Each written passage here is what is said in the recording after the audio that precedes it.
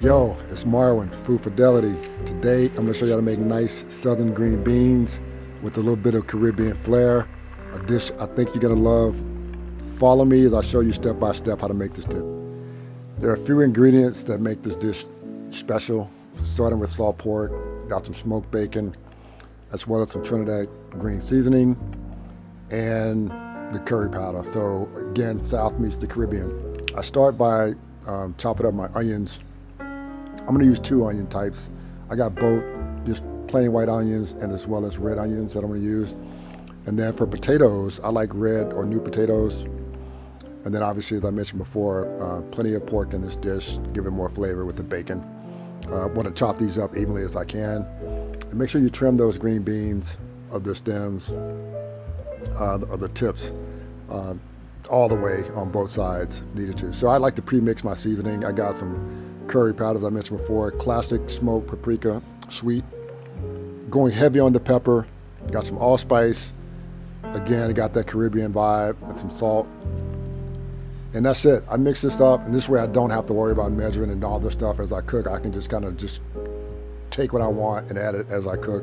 So I'm gonna start by rendering the fat and crisping up that bacon and that salt pork, in the pot over nice medium heat. And you'll see that the fat will begin to render, and a lot of that really good flavor will be in the bottom of the pot, and I'll use that to saute some of the vegetables as well. Again, just really want to season as much as I can every step of the way. So now I'm just making room to add the onions, my onion duo. I got sweet onions and I got that kind of raw white onion flavor or yellow onions. Just to add a little bit of complexity. I got my garlic that I want to add, and then, as I said, I'm going to keep seasoning as I go because I want to create that layered flavor effect. But here's my favorite part: is starting with the green seasoning. Green seasoning adds a little bit of it enhances the flavor of all the ingredients in the dish, but also adds a level of depth. And then I'm going to add some chicken stock. If you have veggie stock, you can use that as well. But that's going to be like the base that I'm going to use to cook the beans in. And I start with the beans first over the potatoes because it actually takes the beans longer to cook.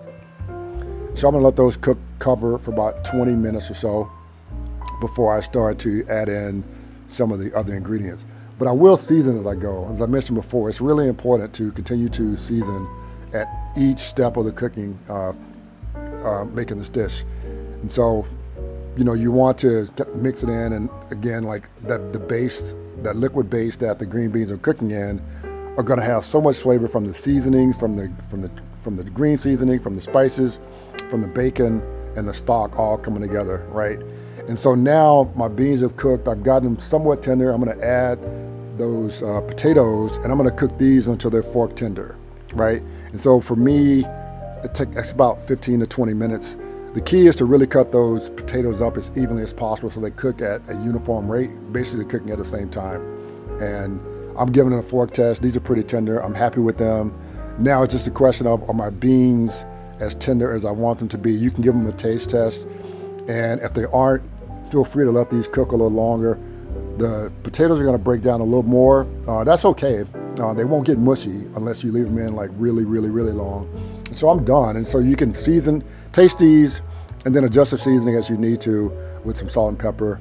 I feel pretty good about mine. I'm liking the way this dish is coming together.